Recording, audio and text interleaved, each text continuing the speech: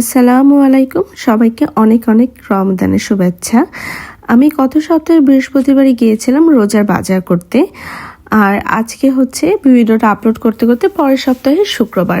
যেহেতু আমি মাঝখানে বেশ অসুস্থ ছিলাম, সেজন্য আমার ভিডিওটা আপলোড করতে একটু দেরি হয়ে গিয়েছে।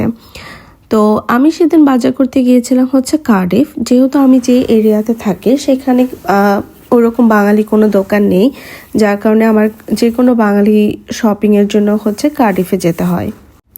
এই যে আমি চলে এসেছি আমার গন্তব্যস্থলে মাসালা বাজার। এখান থেকে হচ্ছে আমি নর্মালি বাঙালি যেসব জিনিসপত্র আমার দরকার হয় আমি এখান থেকে নিয়ে থাকি।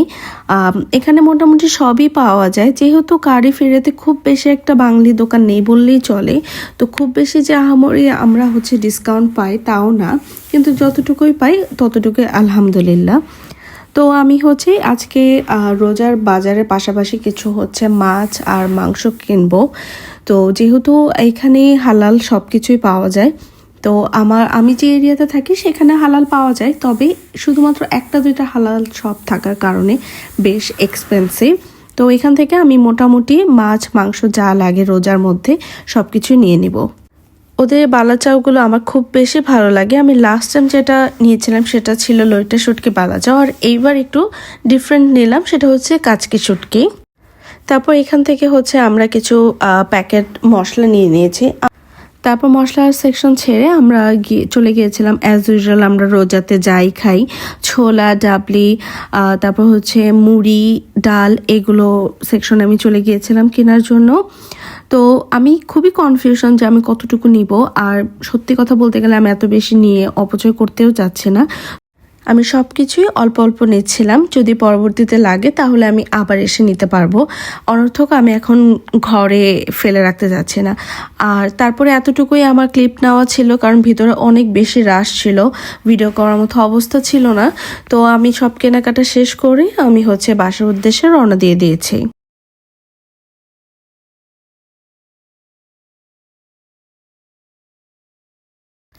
তারপর যে জিনিসটা না দেখালেই না, আমি অনেক দিন পরে হচ্ছে এই মিস্টার টুইস্টটা পেয়েছি, আর সেটা হচ্ছে আমি আমার জন্য কিনে নিয়েছি।